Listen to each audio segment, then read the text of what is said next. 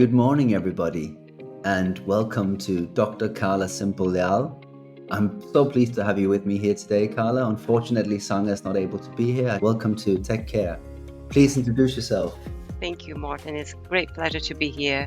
I'm a senior lecturer at Oxford Brookes Business School, and my research areas are around the care, home care specifically.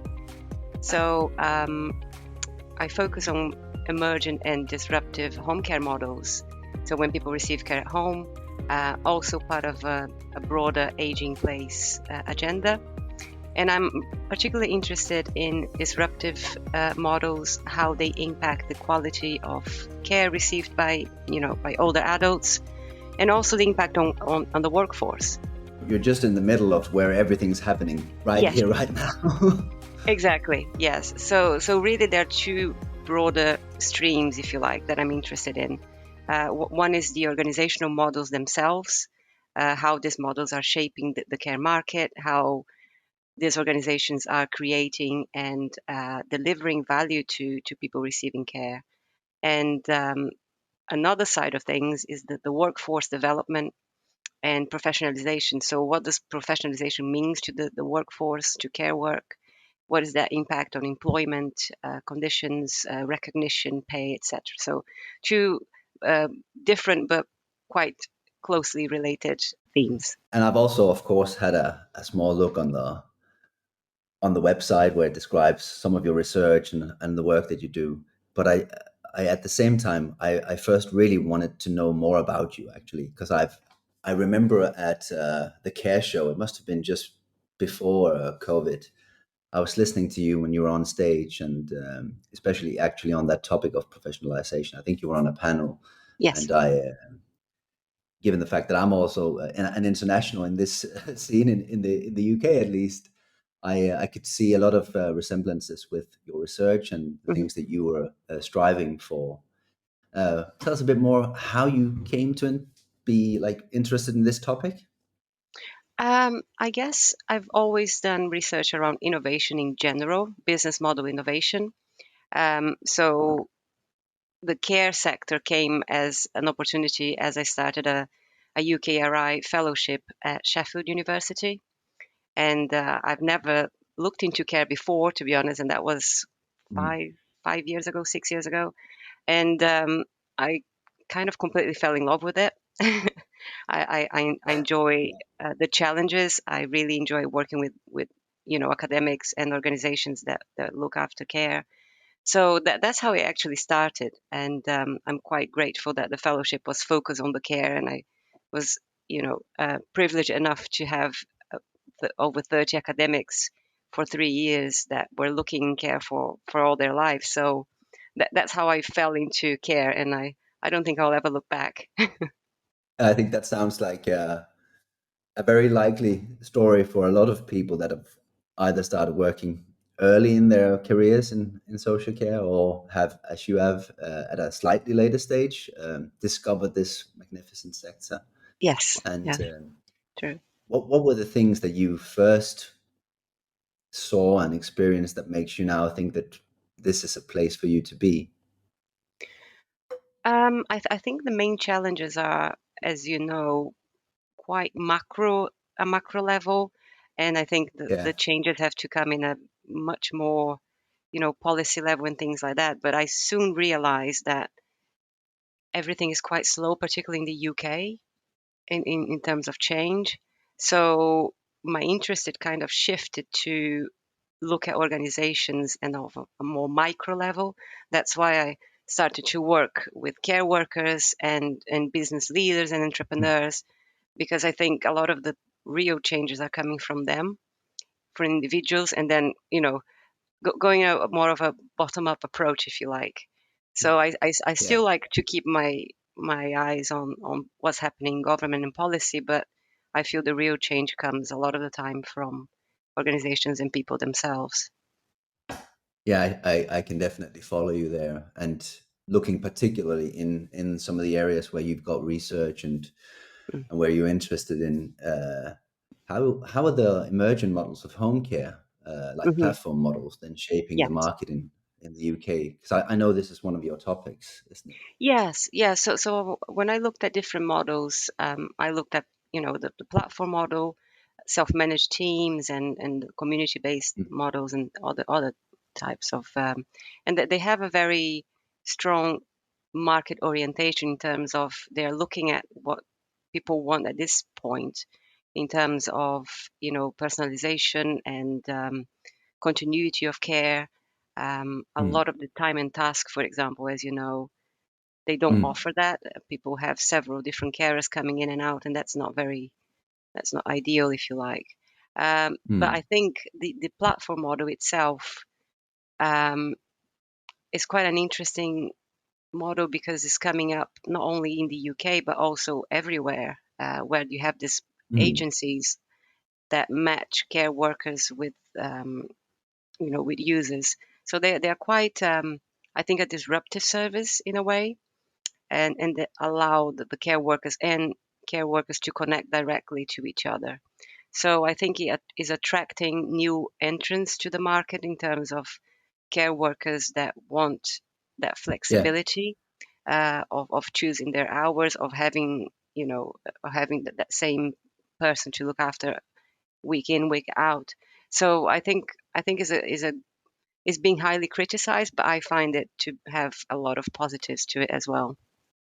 So, can you give us any good examples of some of these platform models? What have you seen out there? Because in this show, we're not holding back on good recommendations. Hmm.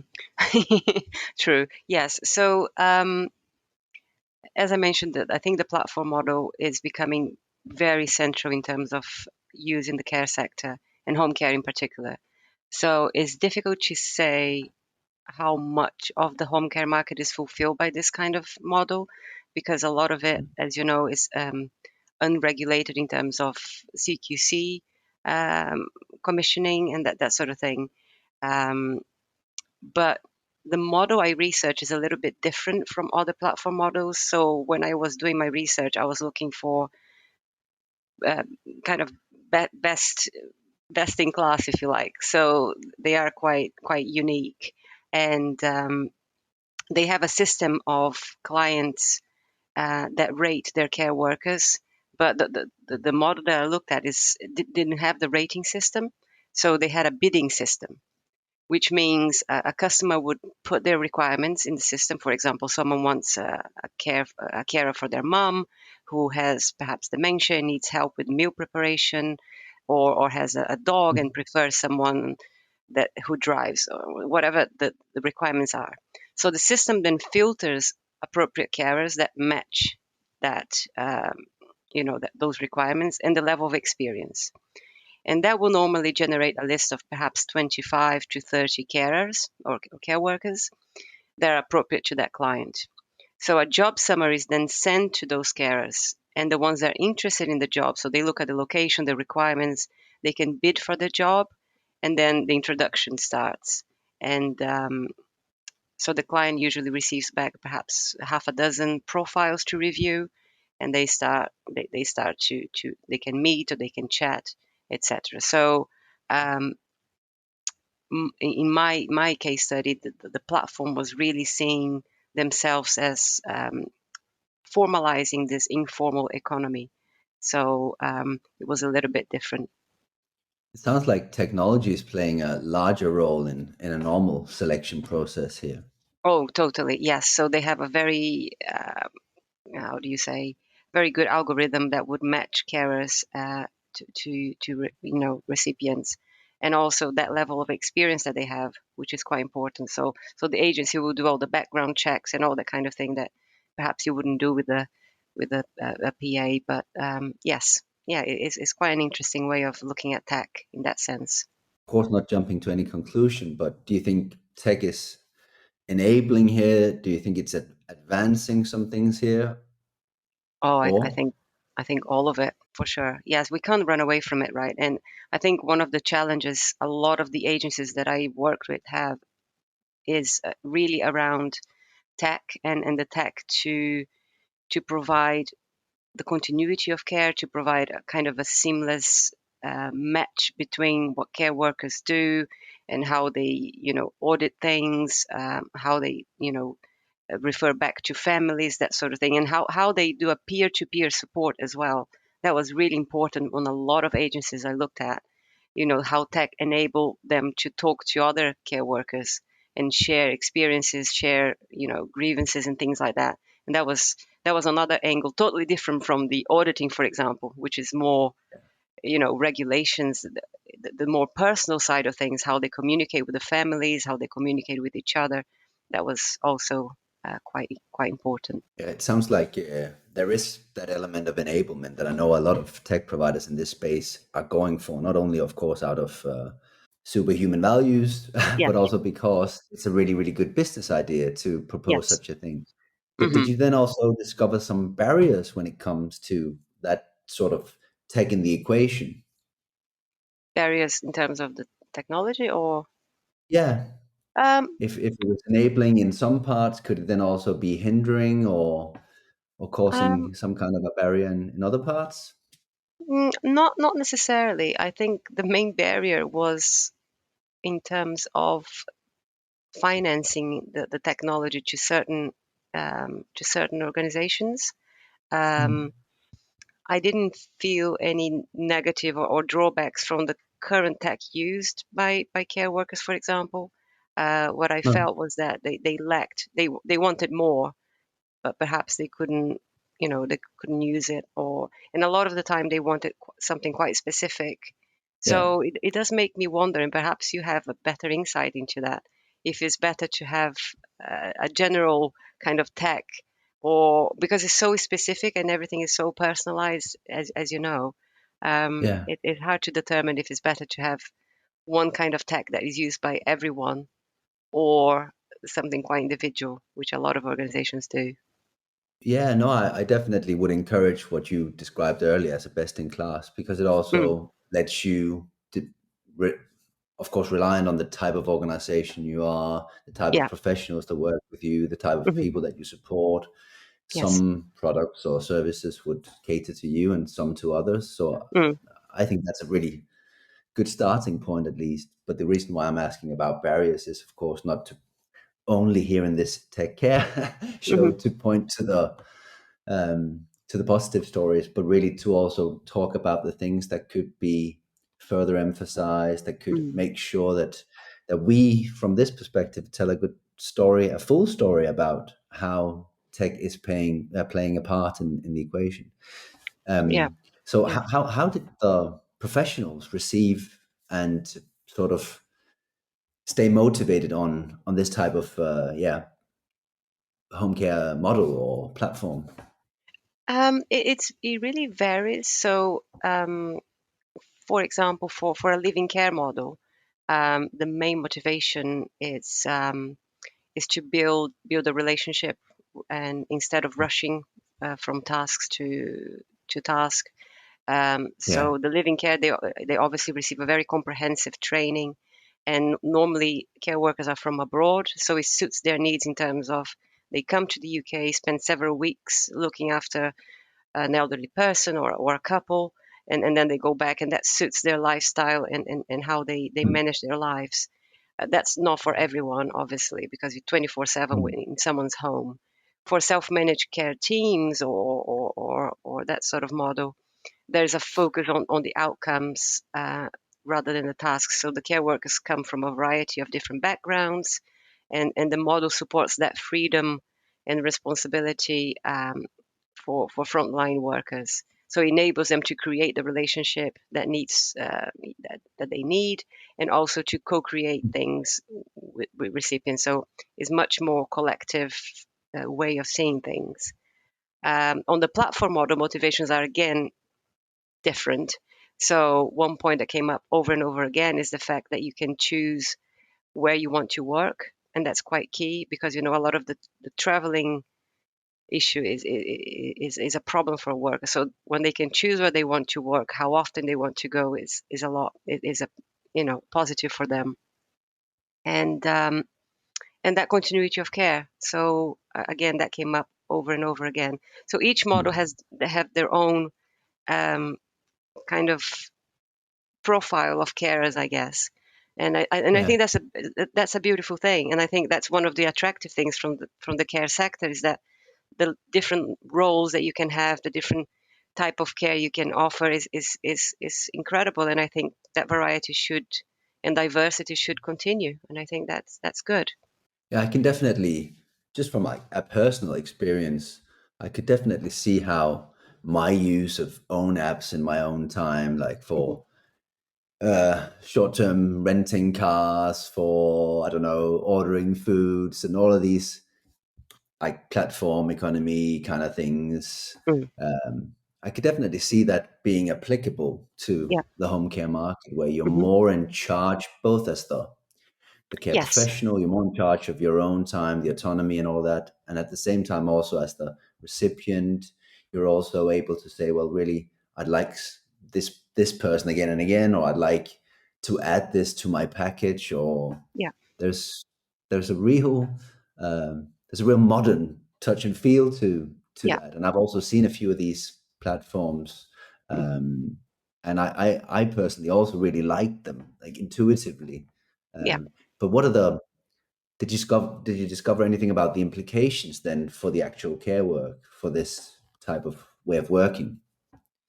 um Absolutely. I think, for example, the platform, they work as an intermediary, if you like, but is Mm, usually a mechanism that the care worker and the client connect to each other locally. So I think matching those needs and being able to choose your rate and that kind of thing gives a mm, different implication. I think another aspect of these models, it's an opportunity for the workforce development. So a better mm, professionalization in the sense that they have, as you said, that independence to do more, and that in turn offers this autonomy, I guess, offers the workforce a better, well, they offer better care in return because they have yeah, that autonomy. So yeah, I think, but as you know, the perception and recognition from public still perceive them as low skilled, even though they are extremely high skilled.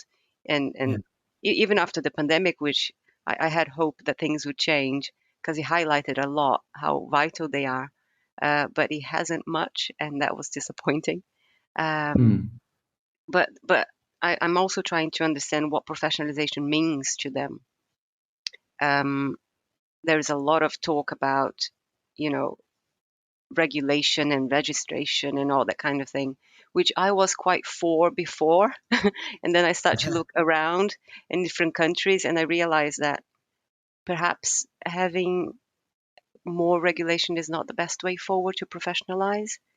Um, I mean, we have evidence from I think Wales, Scotland, and Northern Ireland already have that system, and there's quite positive evidence from it. Um, but I'm more for the perhaps training and development side of things to professionalize rather than creating more barriers. It depends, I yeah, guess. It depends what the regulation is for. yeah, If it's a platform for complaints and fault finding, then I think it's problematic. If it's a platform yeah, for recognition, then I think it's a good thing. So it depends how it's yeah. applied, I guess. I could definitely follow that. Just on Friday, I was doing the Care Workers Charity Peak District trek, and Oh, we were lovely. a small group of yeah, yeah, it was lovely, really, Nice. so beautiful there. I mean, I almost couldn't believe it. It was my first time walking that. I'd been driving through before, but it was Uh-huh. quite stunning. Yeah. But we were a group of people that were walking together, Yeah. and this Hmm. came up about the professionalization of the Okay. workforce, Hmm. and none of us could actually recall the original arguments for why this wasn't a good idea. But why Yes. wouldn't we go ahead with this? I know, I realize now, because you've already added some details to what I previously knew, at least, that there are different ways of doing it or going about it.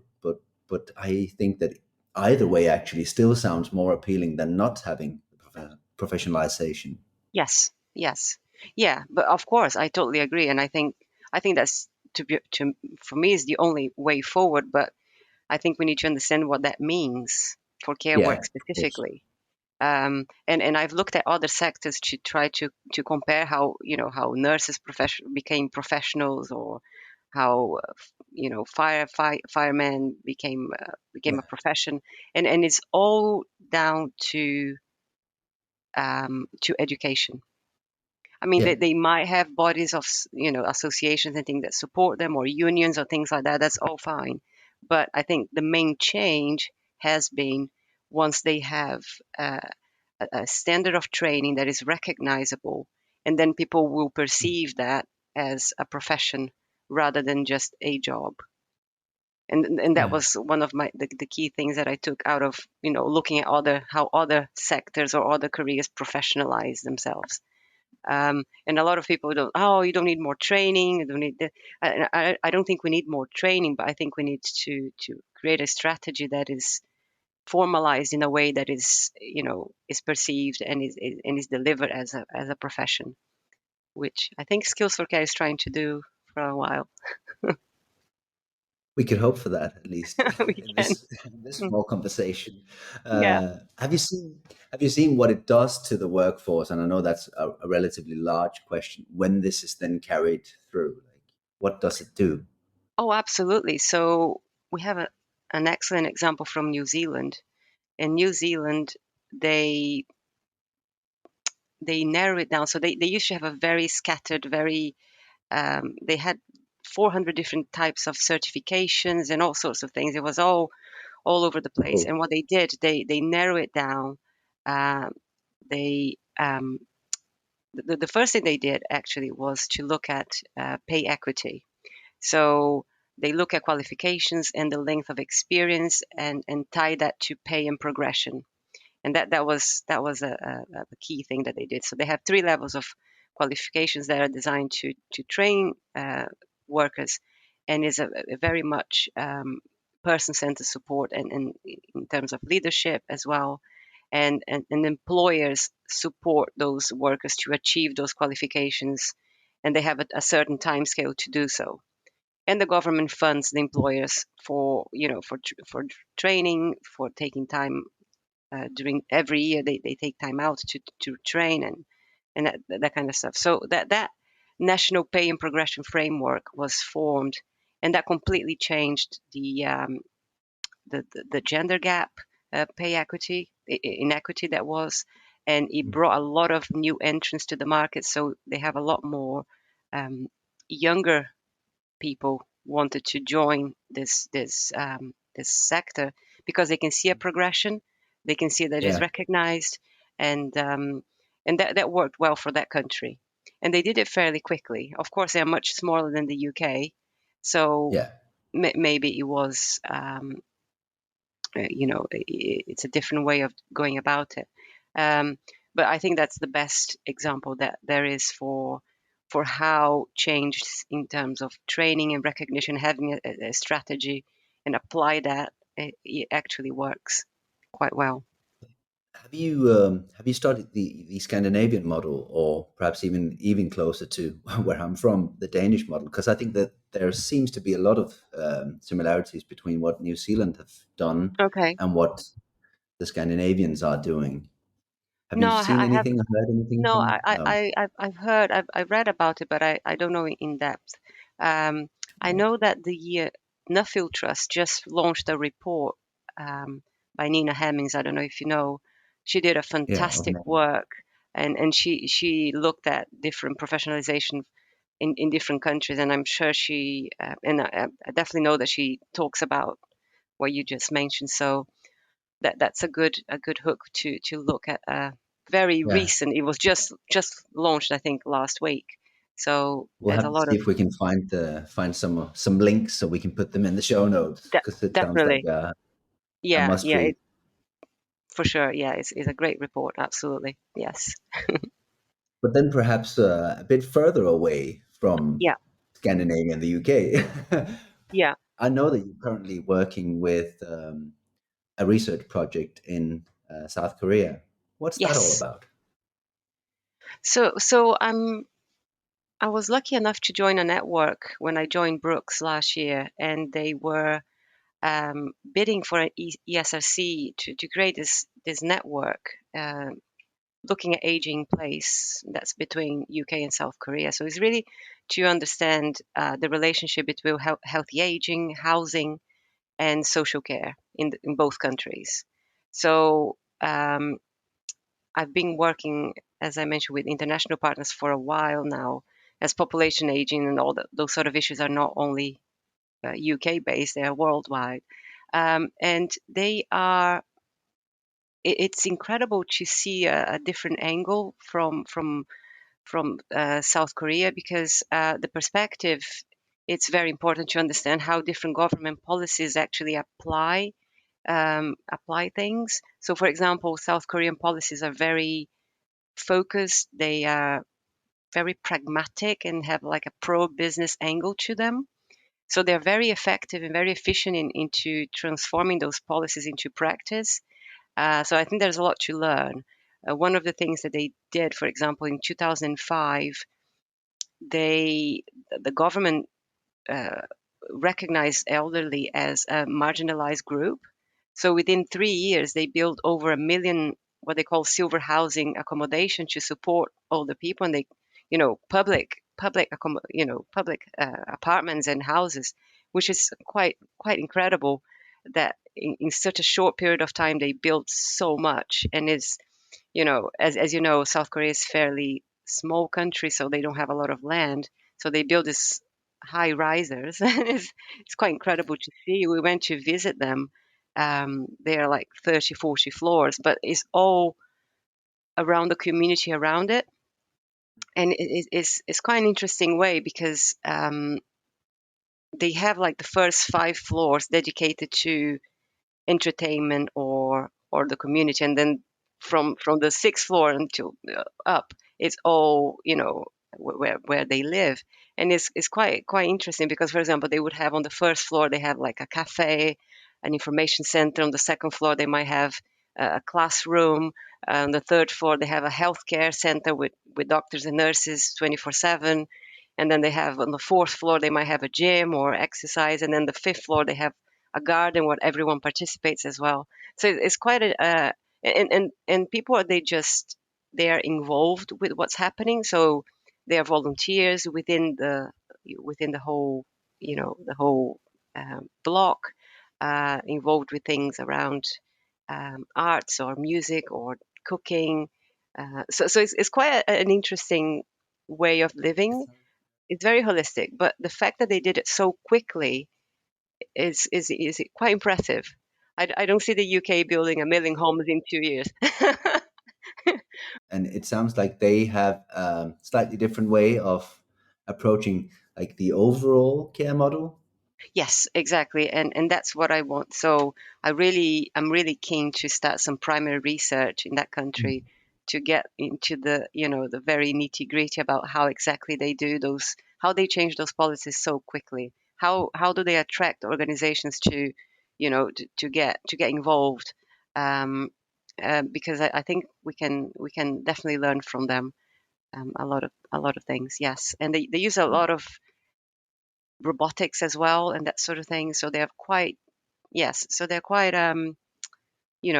developed in that sense, using AI and robotics for everything from monitoring, for prevention, uh, or normal things like bathing, toileting, feeding, all Yeah, that kind of stuff as well. But they use a lot of more in a preventative way as well, or rehabilitation, that sort of thing, to make sure yeah, people live longer well rather than in need.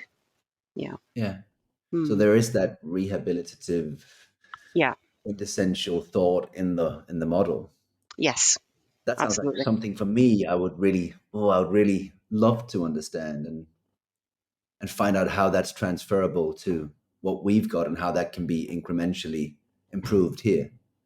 Yes. Absolutely. And that's one of the things that I'm interested in looking there, because, as you said, how do you make those things available, Yeah, to more people? Because, as you know, is in the beginning it might be expensive, but you still need to, and you have lots of pilot works going on, but how do you get that into the market? And they are looking at different service models in terms of insurance, how insurance companies should include those kind of things, in their policies. So should you do business to business, business to consumer? Should people be able to purchase directly from manufacturers? I mean, so they are investigating the best way for that innovation to disseminate as quickly as possible, and many people have access to that in their houses, or yeah, or in that sort of thing. So yeah, it's great. Sounds like you've got a really interesting uh, couple of years coming up with trying to, first of all, understand all of that, and then perhaps even consider ways of how that's transferable Yeah. to the UK. Yes, no, it's exciting, and I think if the ultimate aim is to age well in place rather than being stuck in place, then we definitely need, right? Because that's what we all want. We don't want to be stuck in place, and we want to No. live well and healthy and well as possible. So I think we really need a very creative, engaged workforce as well, and I think the community feeling is. It's very important as well. So care models that embrace that community and prevention, for me, is probably the most sustainable and more humane way of working. So yeah. It sounds like it's a multidisciplinary target to really be in a position where you can leverage Yes.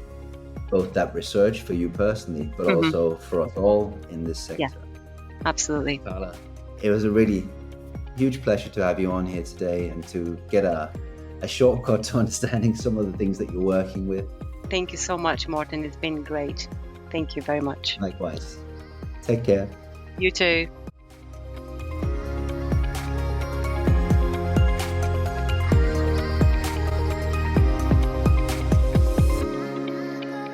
Thank you for listening.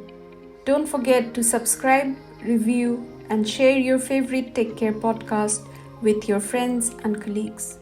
Until we meet next week, take care.